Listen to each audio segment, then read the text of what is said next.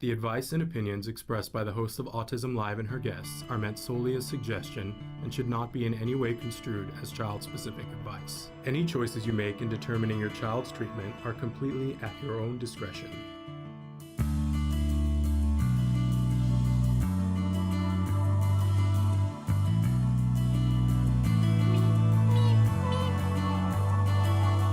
Good morning and welcome to Autism Live on the Autism Network.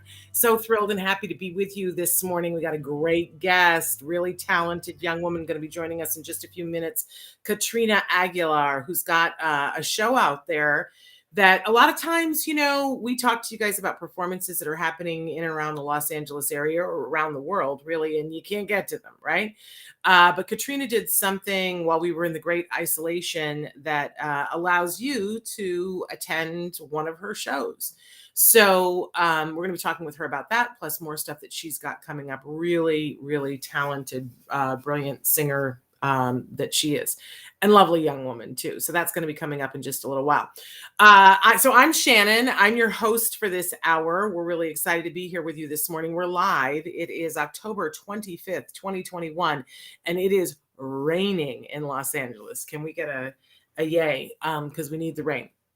And they're saying we might get enough rain today to end the drought. Well, you know, let's hang on for that and see. But it's always fun when it rains in LA because it's, for those of you who live in other parts of the country or the world, it's people drive as if it is the worst black ice storm in the world. So you got to be real super careful.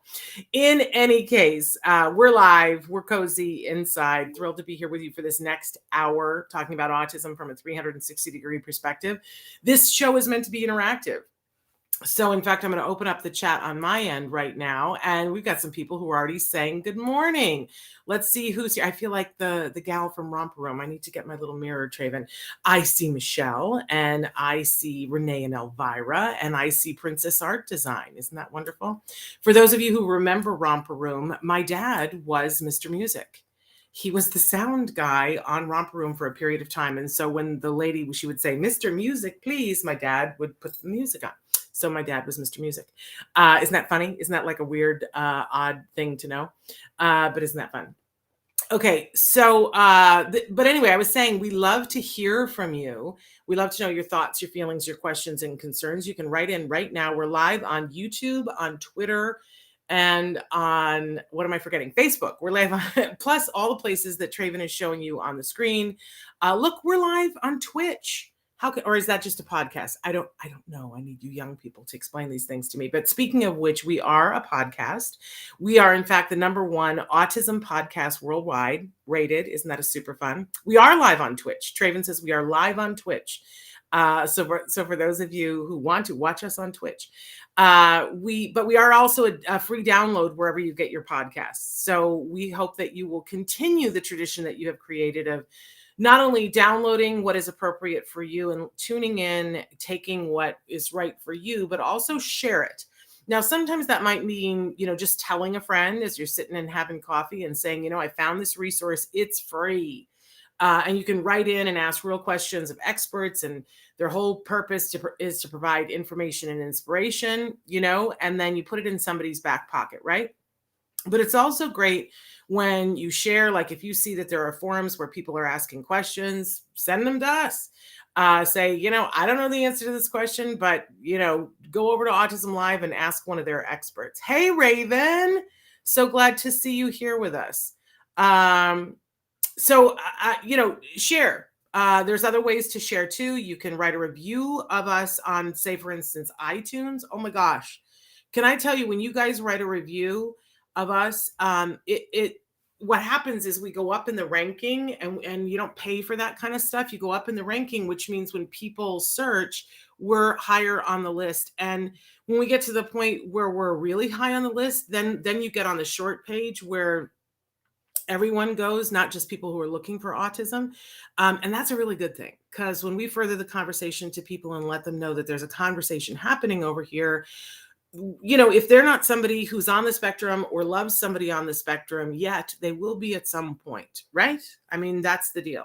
And by the way, we talk about this show as being for the larger autism community. Starts, of course, individuals who are on the autism spectrum. They're the beating heart of our community and the reason why, right? But we also include in that community everyone who loves those individuals. That's how we define our community. You're on the spectrum or you love somebody on the spectrum. We know that within that community, oh my goodness, we just were talking with Temple Grandin on Friday about how big of a spectrum that is. We're not going to expect to agree on a whole lot within that community because everybody's so different and has different circumstances. But for sure, we can agree on the fact that individuals with autism have rights, the same rights as anybody else. And that includes rights to be able to work, to love who they love, live independently, if that is what they want to do. We love all of those things. So be a part of the conversation and share this conversation with people that you know and love who need to be a part of this conversation. It's free. I love being able to say that to you guys because it's not like we're not looking for something other than to foster the conversation. I do like to remind everybody at the start of the week and pretty much every day that we're fostering the conversation. That doesn't mean that we are the conversation. I certainly am not the conversation, and I'm not an expert. I am a very proud mama of a young man who was diagnosed at 2.5, and I just dropped him off at college. How fantastic is that?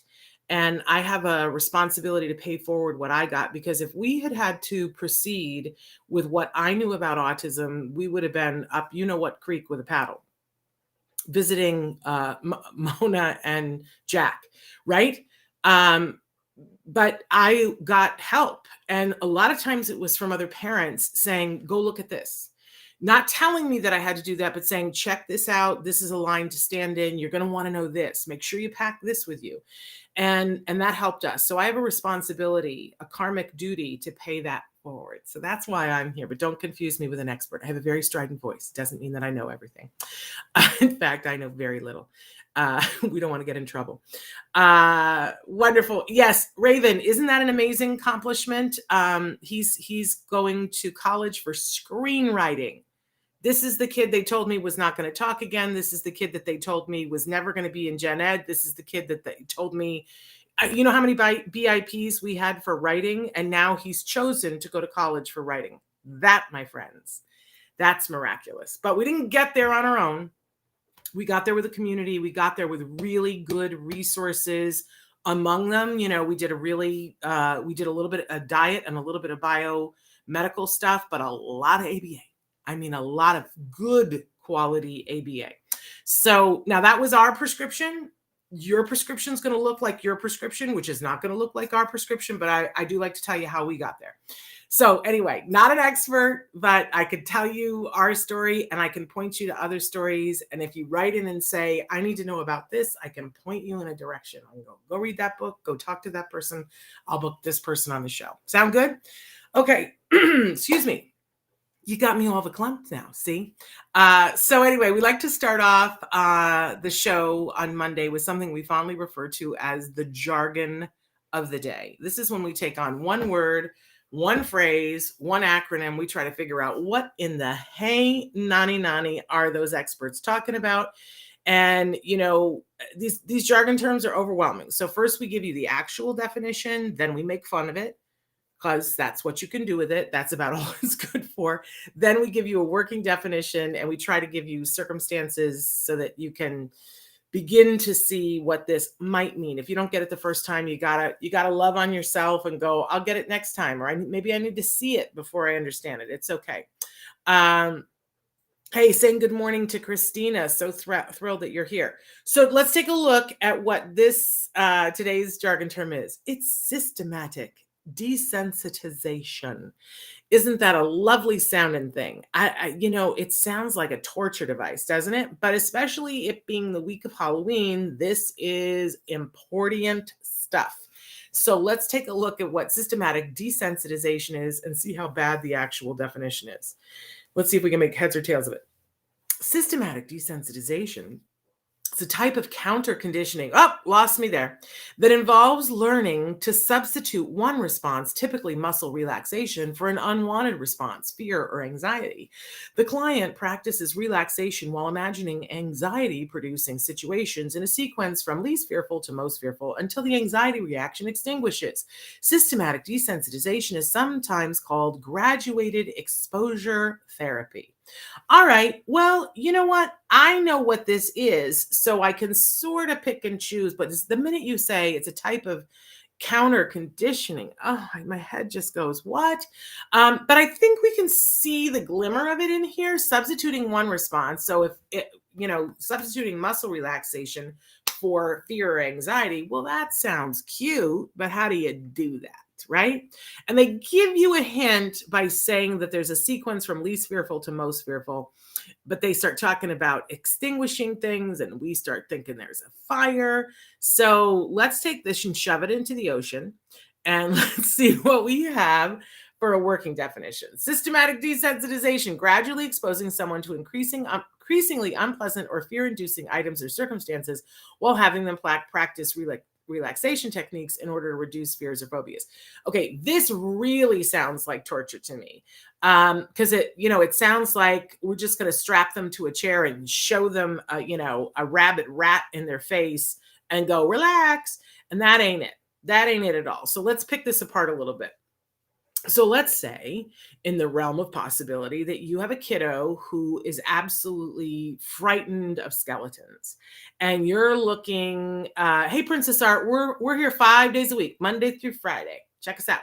But we also podcast all the shows, so you have 10 years of shows that you can catch up on. But anyway, so let's take a look at this. Let's say you've got a kiddo who is deathly afraid of skeletons, and you're wanting to go with a group of people that have some neurotypical kids for Halloween, and you're like, maybe we're going to make it one house, maybe we're going to make it two houses.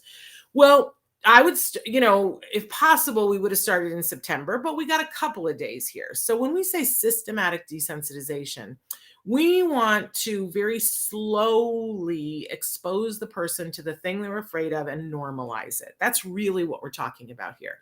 So for instance, so much, listen, if a skeleton popped up in my face, I would scream now, So, but we can get to the point where it's less scream worthy, right? So what we do is we start out by taking something that isn't fearful.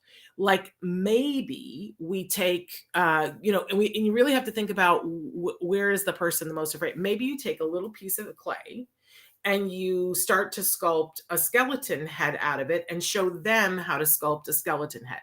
And if they're not freaking out when they sculpt it, great.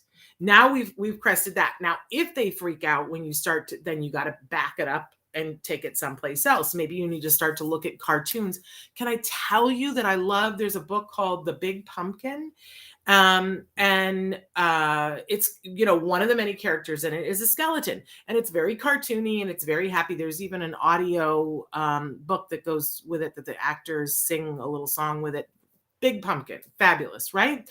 So we've taken it very cartoony, and maybe it's just on one page and we show them that and we go, oh, we're turning the page, until they can get to the point where they look at the skeleton and they're not freaking out. Then we would move to the next thing, which is maybe we have a little rubber skeleton and we practice pulling its legs and making them snap back, and we laugh at it, right?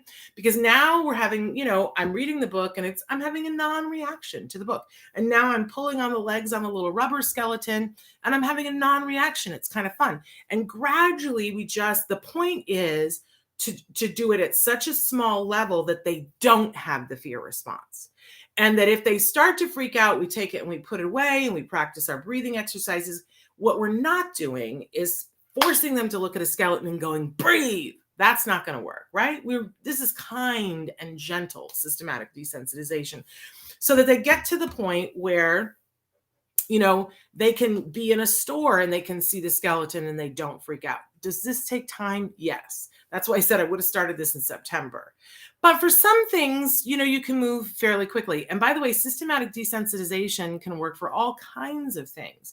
It may not be Halloween that your kiddo is freaked out about.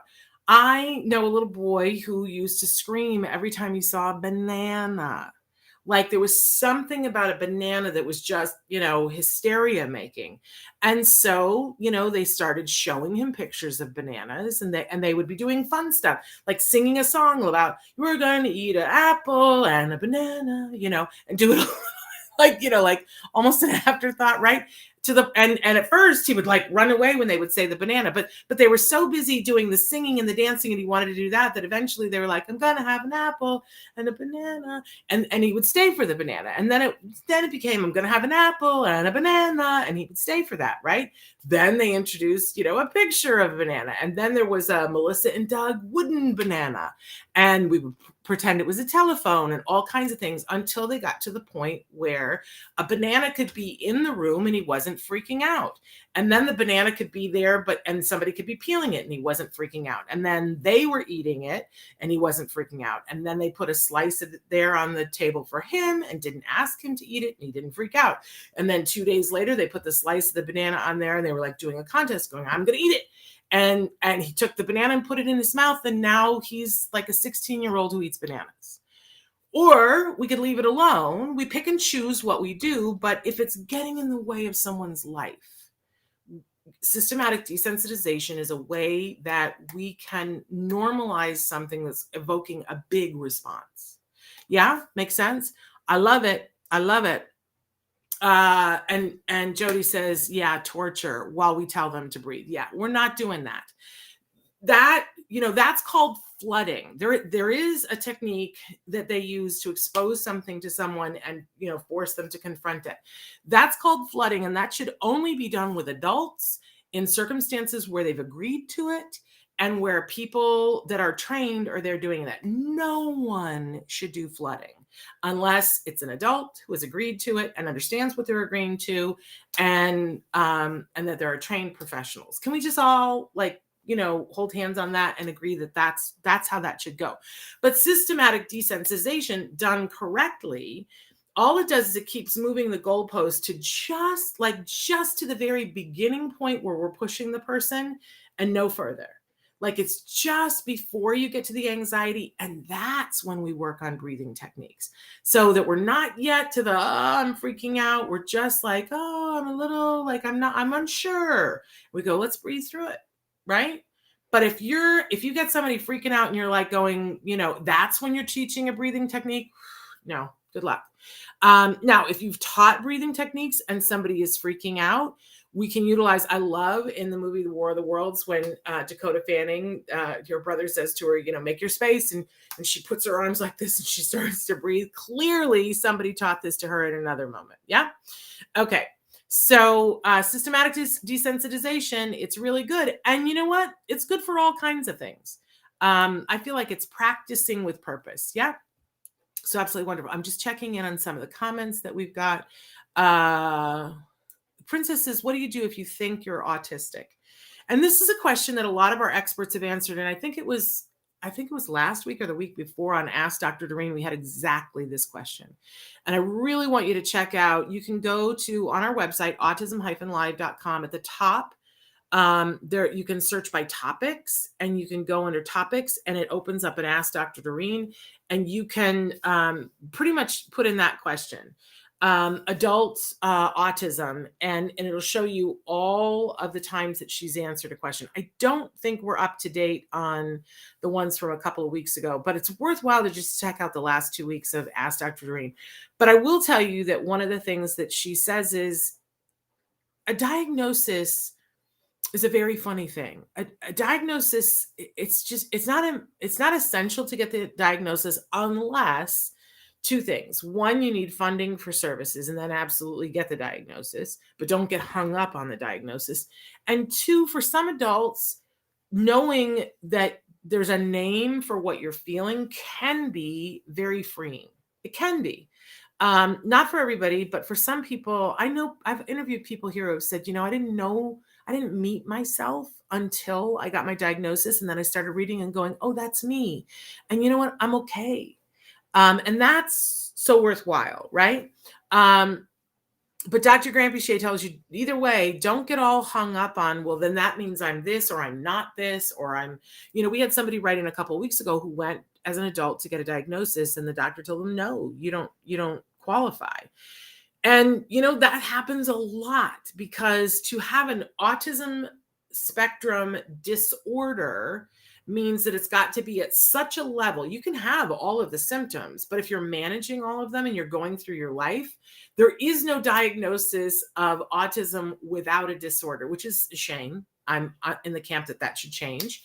So it may mean that your brain works as a brain with autism, but you're working and you don't have any obstacles in front of you. Well, that's great. You might have little obstacles just like everybody else, and there's lots of help and support for that as well. But to get the disorder qualification, it's got to be disrupting your life to such a degree that, it's a problem. And I know lots of people that have their brains work in a total way that can be identified as autism. They don't have a disorder. They just don't have a disorder. They are able to do what they need to do, and they do it in a different way. And to be truthful, their brains work better than mine. And I have one of those neurotypical brains. So I think it's important that we just, get what you need, figure out what you need and get what you need. Wonderful, wonderful one. Just checking in. I talked to my doctor November 3rd. Great. You might want to take a look at what the diagnosis is first before you go and talk. Cause I know a lot of people they don't get the diagnosis and then they go home and they go, oh, well, I should have told him that I can't bear to be around certain sounds. Yes, I'm getting back to the question of the day, Traven. So anyway, okay, so moving on to our question of the day. Traven keeps me on track here because I get distracted. That's the word I want. Okay, so question of the day, what is your Halloween plan? Because we were talking about systematic desensitization. This is super important that I know we all have these expectations around holidays that it's going to go a certain way and that we want a certain thing. My thing is always figure out what is your thing? What is it that you want from Halloween? And what do you think that the people that you love in your life that are on the spectrum, that might be you, might be other people, what do they want? And because there's so many things about Halloween. And if the thing that you want is to bob for apples and we go to the mall, you're not going to bob for apples. You're setting yourself up for not success, right? I know for me, for Halloween, I want my kid to have a good time and I want a picture. That was the thing. I was like, oh, I want a picture because Halloween would come and go and I would be so freaked out about helping my child have a good time. And I would go, I didn't get a single picture with his costume on, right? If that's you, I want to say to you, you don't have to wait till Halloween. Part of systematic desensitization is put the costume on today. Hopefully you already have the costume. If you don't, go get the costume today because you don't want to be worrying about that on Thursday. Get the costume and let's have a try on and make sure that there's a big reward retreat, treat for whatever it is that they like, whether it's we're going to try on the costume and we're going to take 2 pictures and then we're going to get iPad time. Or, we're going to try on the costume and we're going to take 4 pictures and we're going to get chocolate chip cookies. Whatever the reward is that's meaningful to your kiddo, but build it that way. Say, we're so excited. We're going to try on the costume and we're going to take X number of pictures. And, kids like to know, how many pictures are we going to take? Are you going to force me to take 100? Give them a number. Say, we're going to take 2 good pictures and then that's going to be it, right? Get your pictures today. And that way on Halloween, you already have the picture. And if you get a picture on Halloween, fantastic. If you don't, it's not the end of the world. You got a picture of them in the costume.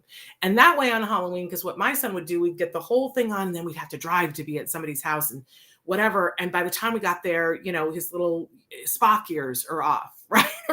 Or the hat is off or the mask is off, whatever it is, right? And I would never get a picture of the full costume, which sometimes I would have sewn and spent 2 months on. You know what I'm saying? So the picture was important to me, but what's important to you? If it's getting together with people, and let's say that they have neurotypical kids, I want you to go early, have a minute with them, and understand that once you go out to go trick or treat to houses, it's likely their kids are going to do it faster than your kid. And it's likely that you're going to go to 2 houses and you're going to say, go on without us. relish the 2 houses that you got to go with the group of kids, that you had that slice of that thing that you wanted, and understand that, that's just not what it's going to be this year. You got to let go of get as much of whatever you can, and then let go of the expectation of everything else. But I hope you will tune into, for the kiddo in your life, what's the thing that's going to make them happy? I briefly want to tell you that, my son, when he was a kid, was not allowed to have candy. I know, judge me, but we were on a gluten-free, casein-free diet, and we weren't doing any artificial colors or flavors, and we were not doing sugar, and we were not doing things that weren't organic at a certain point, right? So at that time, there was no candy that would have fit that bill at all. And my son didn't know what candy was, so it was easy for me. He thought it was just brightly colored paper, but he saw that it was this currency, that the other kids were like, I got this and I got that, and he wanted to participate in that. And we didn't want him to feel left out of that. So but candy wasn't really what would make him happy. The few times that my mother stuck a jelly bean in his mouth and he went and spit it out because it didn't taste good to him, right? So candy wasn't actually reinforcing to him, but the thought of candy, we wanted that to be a big deal because it was for the other kids. So we invented the Lego fairy. And the Lego fairy came on Halloween night. If you took all of your Halloween candy and put it on the dining room table before you went to bed, the Lego fairy would come, and the more candy you had in your pumpkin, the bigger the Lego he left. And we loved the Lego fairy, and the candy was gone, and the Lego was there on the dining room table in the morning, and my kid wanted to trick or treat so that he could get as much candy so that he could get a bigger Lego. Whoa, there were no cavities, and there was no reaction, and there was no fights. He was thrilled. We were thrilled. We were happy. Now, I know other people invented the Barbie fairy after they heard about our Lego fairy. So whatever, but if you stop for a moment and think, what is reinforcing to me? What is reinforcing to my kiddo? You can find the path to getting what you need. It's when we get caught up in that, well, it's supposed to be this way. Well, does that really even make sense for us in our lives? It didn't make sense for my kiddo to be pounding down a bunch of candy. That was not what the mission we were on was. Can he have candy now? Yes, and he does. But can I tell you how much he doesn't care? I just was up in his room earlier, and he has a bag of candy that I bought him, good candy, but all natural, very expensive candy, no artificial flavors. And the bag is open. There's like maybe 2 missing from the bag, and it's been sitting up there since Easter. Okay. I don't know anybody else that would not care as much about. He likes it, but it's like, and he will tell me, oh, I've had too much sugar today. I don't like the feeling when I'm on too much sugar. What would we all like to be able to feel that way and have our kids feel that way? So judge me, but it's a pretty good thing. I'm pretty proud of it. So, but here's the thing. You got to have your plan. Your plan has to make sense to you. You have to know how you're handling Halloween, but do it in a way so that you get a paycheck from it. That's something that's meaningful to you, and make sure that the kiddos in your life are getting a paycheck too. What's the part of it that they'll like? And what's the part that's going to be torture for them? And excise that. There comes a point in the night when it gets crazy and the costumes get really gruesome. And it's a sensory nightmare. And I always would watch for that and go, okay, it's back to the house to watch a scary movie and have one of the things that we had eventually when he was having sugar, root beer floats, all natural root beer, all natural non-dairy ice cream while we watch scary movies. So all good. That's now this year Halloween plan. My kid's working. So I'm barely going to see him on Halloween, but he's having a good time, and that's a good thing, and earning money. So that's our Halloween plan for this year. And actually I have something really cool planned for the house. Yes, I'll take pictures. I'll show you guys. Oh, anyway, we have a topic of the week. This is Traven's way of telling me I got to move it along here. So here, and this is it for this week, you guys, this whole week, because it's not just Halloween anymore. It's Halloween week, right? Making a plan, but not being married to it. And, this week is a good time to practice this, But the reality is that we should be doing this every week. Isn't this the land that we live in? Because we had a plan and then, the plan changed. Maybe you had a kiddo on the autism spectrum, or maybe you met a kiddo on the autism spectrum and you decided you wanted to devote your life to it. The plan changed. Maybe you had a plan that you were going to be a veterinarian and then you discovered that you could play the bongos. Your plan changed. So for Halloween, make a plan, and do your best to figure out, like, what do we need to do to make the plan happen, but then be willing to chuck the plan for something better. Yeah. Makes sense. I love that you might dress. Yeah, you got to work, but you might dress up. Well, I want to know, Poker King, what's your costume potential? What are you thinking about? I want to remind everybody, we always do a Halloween special and with Let's Talk Autism with Shannon and Nancy. And since that's Friday, you will have to tune in. Over the years, we have dressed up into some doozy costumes, and we'll be dressing up on Friday. I have to do practice makeup tomorrow to see. And can I tell you, my hair is a disaster because I'm growing it out for Friday. And I'm not going to make it. My hair is not going to be long enough to do what I want it to do, but it's going to be better the longer it is. So, and this kind of goes along with what we're talking about. I'm going to give you a hint because our guest, I'm going to guess that at some point our guest is going to bring up a topic that will have to do with what Nancy and I are going to go dressed as on Friday. Okay. So let's see if you guys can figure out what that is. So our guest today is the fabulous and talented Katrina Aguilar. She is an amazing singer and performer. She has a new show. She's been doing cabaret shows for a little while. We're going to let her talk about it. She has a new show, and there's a twist to it that you guys will be interested in, because if you're like, well, I can't get to LA, I can't be in Southern California to check out this show, we might be able to hook you up so that you could see the show. And so thrilled to welcome her back to the show. She's been on before, Katrina Aguilar. Katrina, how are you? Good. Yeah. I'm doing good. I'm doing really well. So before I get too far into everything, Katrina, do you participate in Halloween? Of course. And so I love that. I love your answer. And so do you know what you're dressing as? And is it a secret or is it something you can share?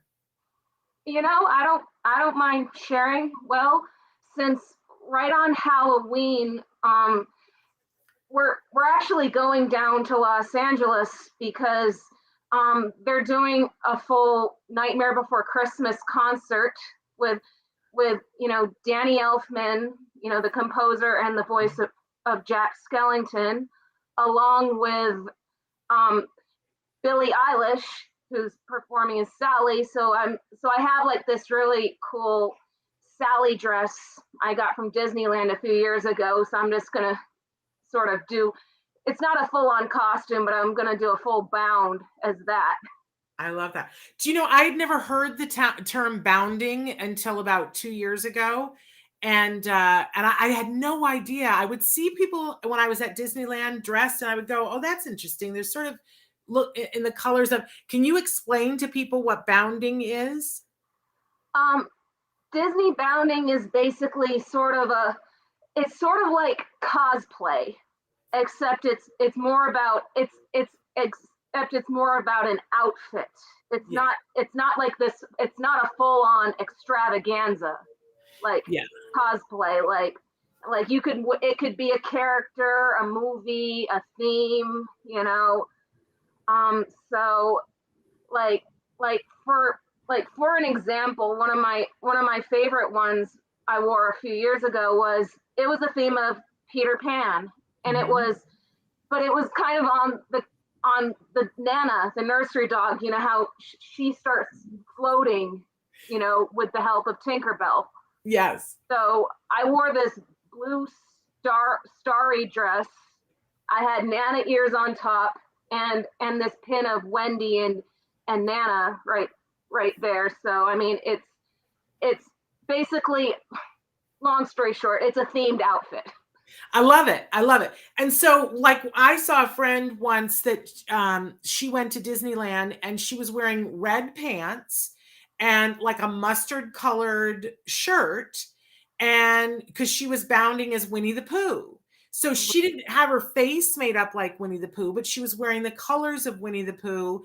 And it's sort of like, you know, in the old days, we used to talk about deconstructive art and things like that. So it's this, you're suggesting it, but you're not literal, which I super love because it gives you permission to do what you want. And that's a little bit what Nancy and I are doing on Friday, is that we're not quite full realism. We're somewhere between realism and bounding. But I can't say, I could tell you who we're going to be, but I would be killed because it's a deep, deep state secret.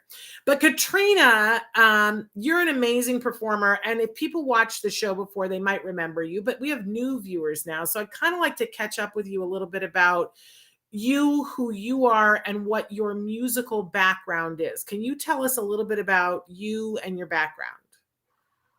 Well, I've been singing since I was around 12 years old. It started with like the middle school choir, and plus I've done several like musicals. You know, fun fact, I played Nana the nursery dog in my very first musical play ever. So, but anyway, I mean, that's kind of how I started. And then I later started to learn opera, you know, so I'm made at my core, I'm classically trained. I later went to the Boston Conservatory majoring in vocal performance, which is essentially what we classical voice, you know. I also found during that time I love millions of different other styles of music as well, you know, Disney, rock, jazz.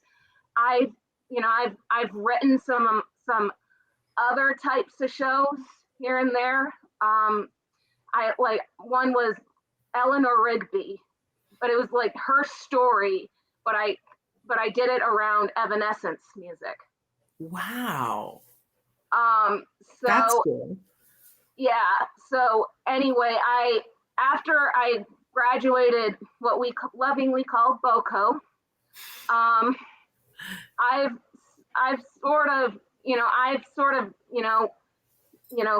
started to fall in love with cabaret, which gives you more freedom to explore different kinds of music while telling your story. Yeah. And at some point you met Clifford Bell, and Clifford is like the king of cabaret. I think they even call him something like the king of cabaret. He's got like a nickname. I can't think what it is. Clifford, if you're watching. Or I think. Something like that. Cabaret. But Clifford's pretty connected, cabaret land, and Clifford just adores you, and for all the good reasons and all the right reasons, because you're so talented. And so you've been working with Clifford a little bit to do some shows, and you've done some benefits and such, but it was really time for you to have a show of your own. So talk to us a little bit about the show that you did and how people can tune in. A little while later, I mean, because I've had a long time passion for Disney. I even credit that, you know, I mentioned this in my show, that it helped me learn to talk when I was nonverbal, you know. I've had a deep-seated passion forever, even as I was studying classical voice and doing musicals. So I think later on, as my love grew even further from that, I had a new dream of creating a Disney cabaret show. So I didn't I didn't really know what it was going to be about. It was just, I'm just doing the songs I love, well, which is true. But I didn't really know what it was truly about till Clifford and I were at a restaurant, jotting down the songs and what they really meant. And then it was like, oh, wait, this is much of my story growing up on the autistic spectrum. So that's kind of what birthed that idea. And it's amazing to me how many connections there are. I think that a lot of people watching, whether they're on the spectrum or they have kiddos on the spectrum, there is something magical about the Disney experience that you're not the first person that I've heard say that that it became how you learn to sing and how to speak. I think that's more common than we even know. And a lot of people are very passionate about Disney and about Disney movies, but to watch your show and see the connect the dots, for me as a viewer, it's really amazing. And I wonder what it was like for you. At one point, you talk about comparing yourself to Elsa. Can you talk about that? Oh my freaking, oh God, there was honestly, there was a period of time, I hated Frozen. I wanted nothing to do with it.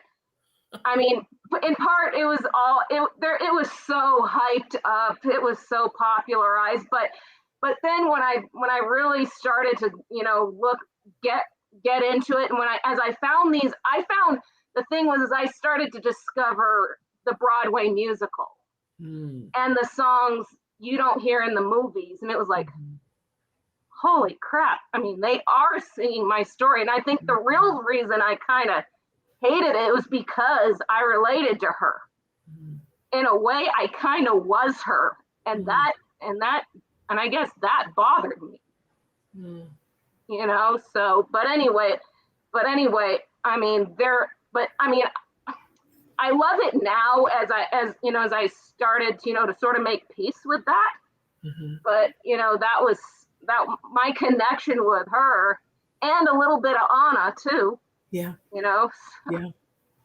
Well, and talk to us a little bit about, in the show, you talk about feeling like you had to hide who you were for other people to be comfortable.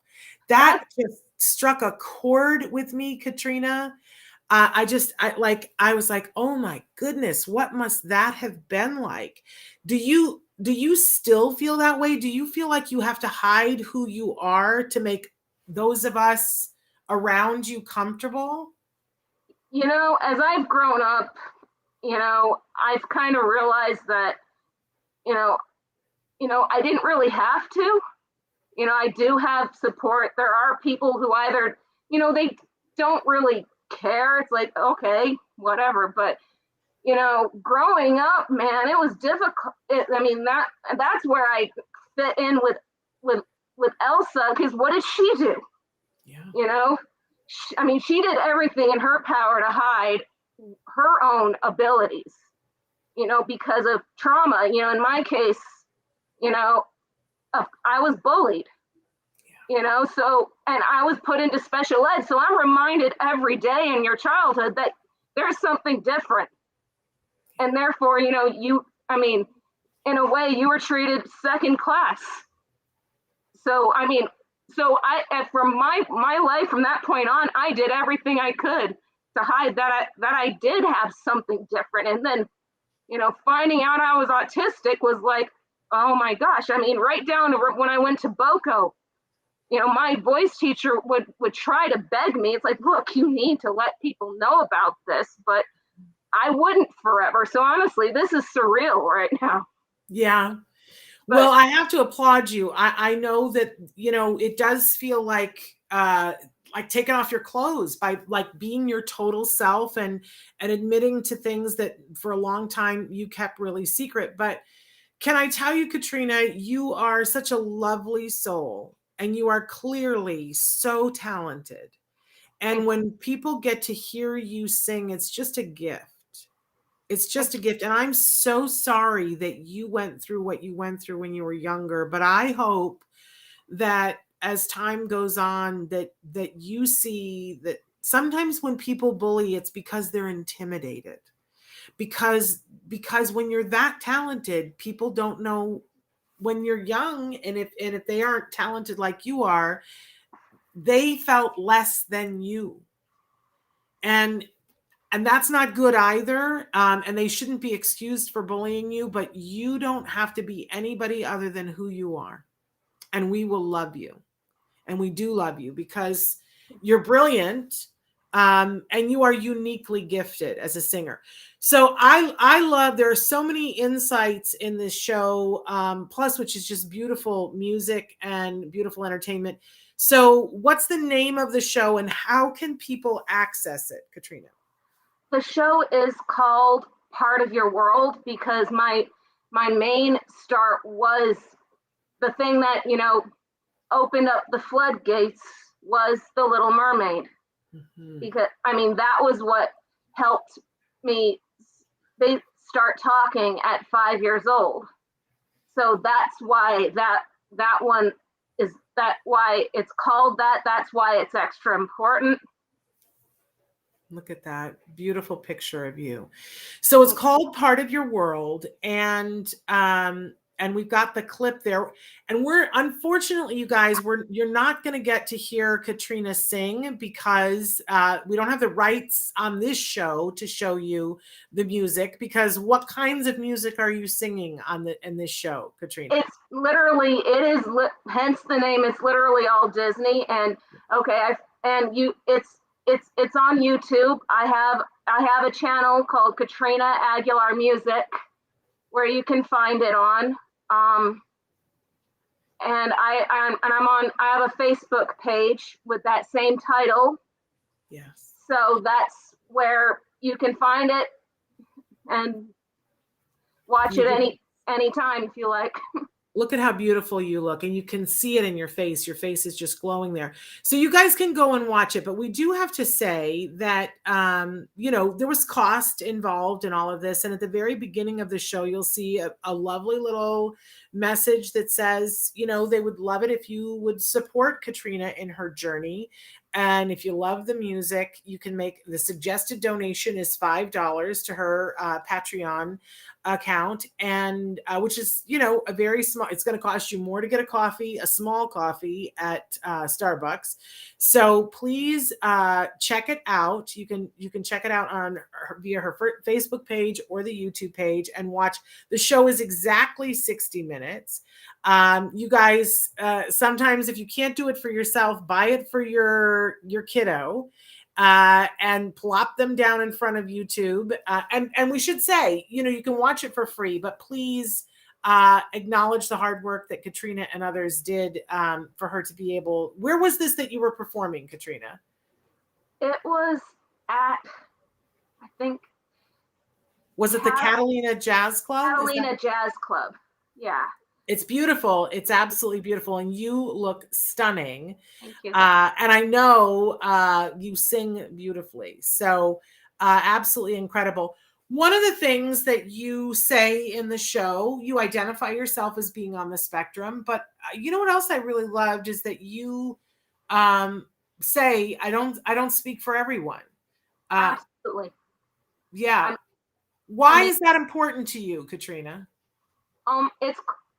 It's probably the most crucial, hence I put that at the very top of my show.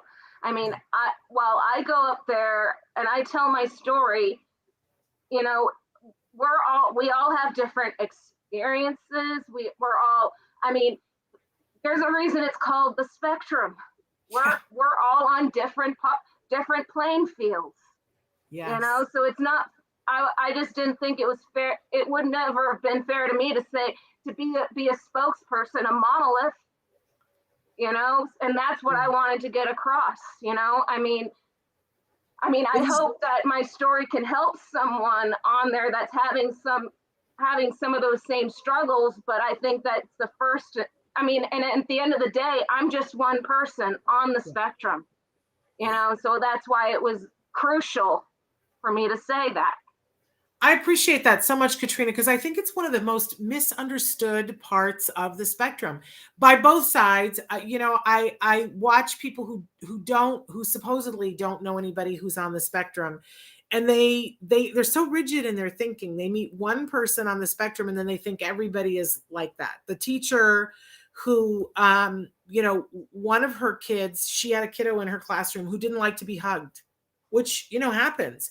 And that kiddo happened to be on the spectrum. And so she's, in her mind, she thought that all people on the autism spectrum don't like to be hugged. Well, so now the next kid comes in her classroom on the spectrum, and she hugs every other person in the classroom except him. And that little kiddo not only loved hugs, but needed it for the sensory regulation. And she wasn't giving him a hug. And it took half a year for them to figure out that because she had this preconceived notion. I love what Dr. Shore says, Dr. Stephen Shore. He says, when you've met one person with autism, you've met one person with autism. I wish we could convince the public of that. So I appreciate you saying that. I also, because I think sometimes there are individuals on the spectrum who say, I need this, so I assume that everybody needs that. And that isn't always true either. So I appreciate you speaking for yourself. I do have to say that Clifford, I was saying, what is Clifford's nickname? Lawrence of Cabaret, I always get it wrong, Cabarabia. Lawrence of Cabarabia. That is hilarious, Clifford.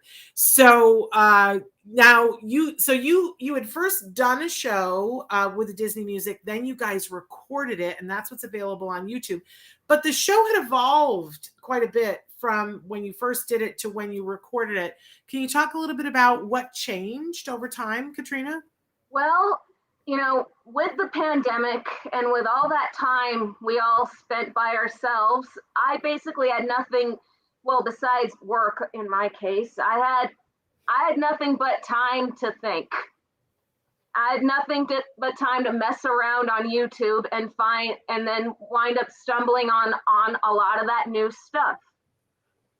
So hence those two Frozen songs. Mm-hmm. And then I've also found that with my old show, there were things that I felt with that no longer really served the purpose. And then there were ways I thought I could tell my story even more. I could be more direct. Yeah. With what I'm saying. And then there was something else. It also tied up to something else that I found that I really wanted to do. I mean, I wanted to create a villains medley. There were so many amazing villain songs out there, but sometimes you can only use parts because they don't all work. But yeah. I kind of wanted to incorporate my story with the villains. So that was something else that I wanted to do that Richard and I really worked, my accompanist, and I really worked hard to do. But I mean, it was like incorporating better ways to tell my story, more stuff that I really wanted to do. Yeah. And then it just evolved into something else. And then I tell other parts of my story too that I didn't even mention. Yeah. During the first run of my show. Too, so. Well, you've grown. Excuse me. You've grown as an artist. You've grown as a young woman. So I got to ask you, and you don't have to answer, but who's your favorite villainess? Villain. Oh man, I would have to say it's kind of a tie between Ursula and Maleficent. Okay. Unfortunately, the latter doesn't have a song, but. Well, there you go. There you go. Well, that's interesting, and we'll all find out why later on this week. Grandma D wants to know, first of all, Grandma D, you did miss the segment on desensitization. It was at the very top of the show, so you'll have to go back and watch the recording. We covered it. I talked about it longer than I should have. But Grandma D wants to know if you ever experienced apraxia of speech as a child or as a teen. No, all I know is that, I mean, from 0 to 5, I was nonverbal altogether. And then even as I started talking, the only thing I talked about was I was on a complete mental playing field. Mom would ask me what I wanted for lunch, and I'd talk about The Little Mermaid. Right. But right. beyond that, as far as speech goes, I'm an Apraxia that never came up in my. So.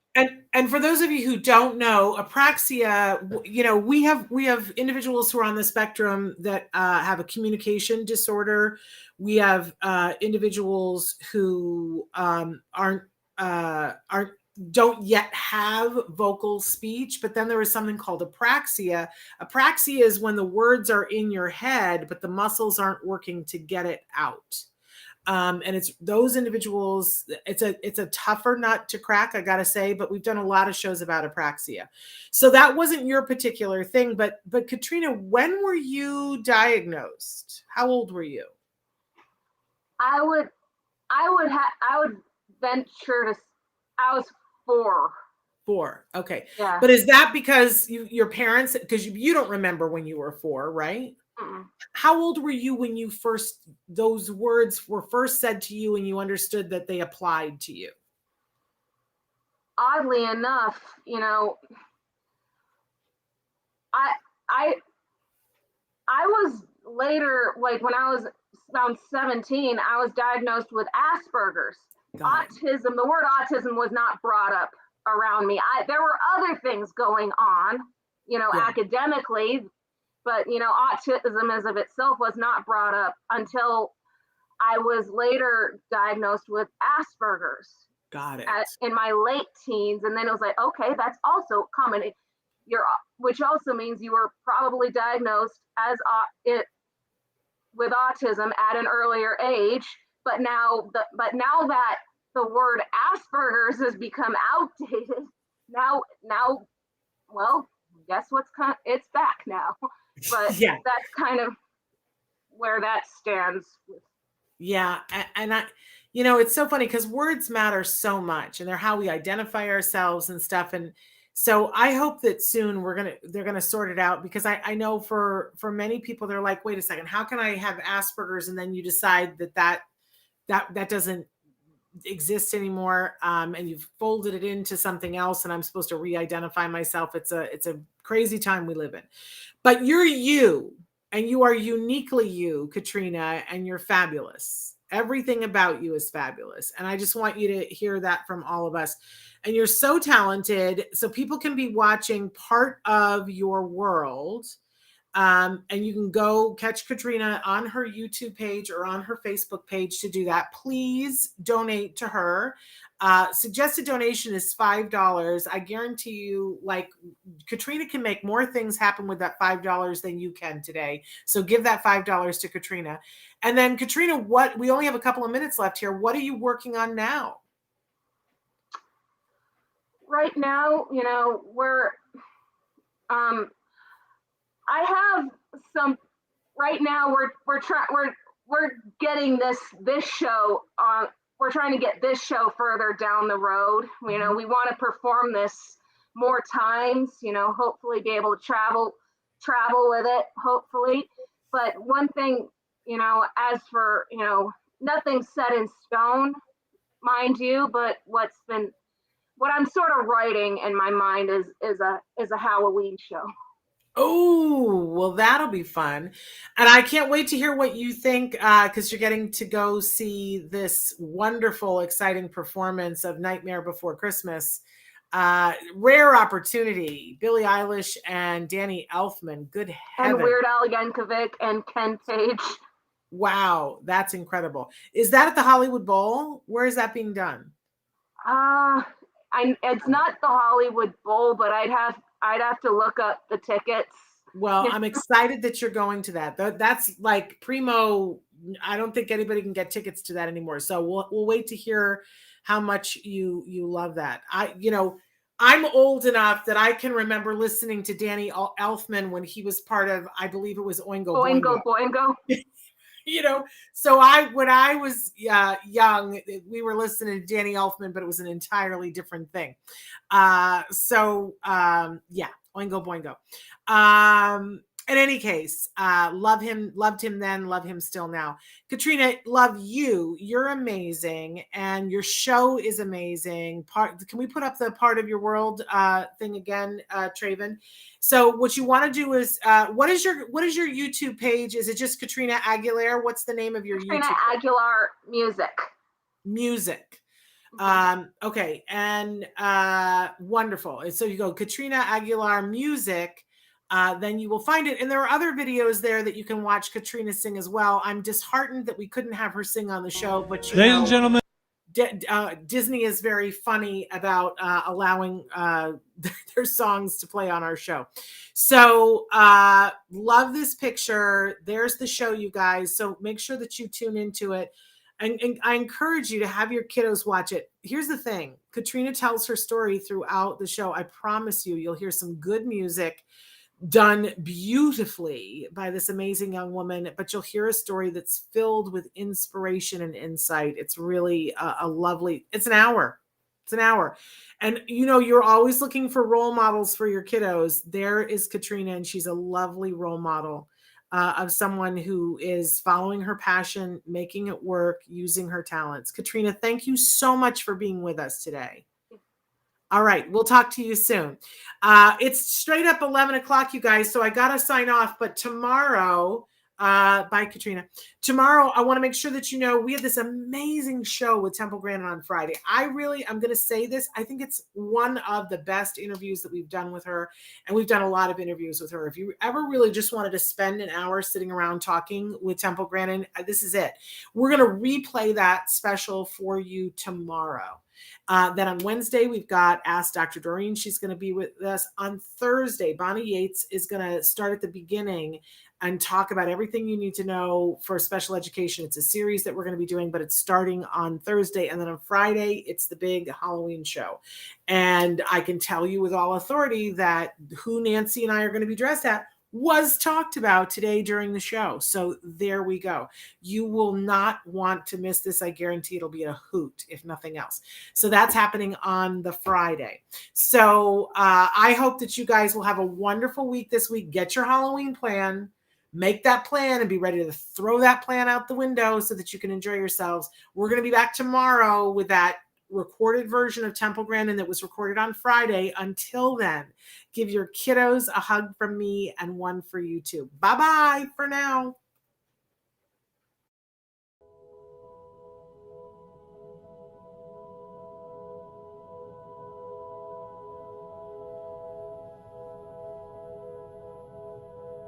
If you found anything helpful in this video, please give us a like. In fact, make sure that you smash that subscribe button on YouTube and give us a like on Facebook. You can also follow us on Twitter and on Instagram for important updates. And please download our free podcast wherever you get your podcasts. Thank you so much. See you next time.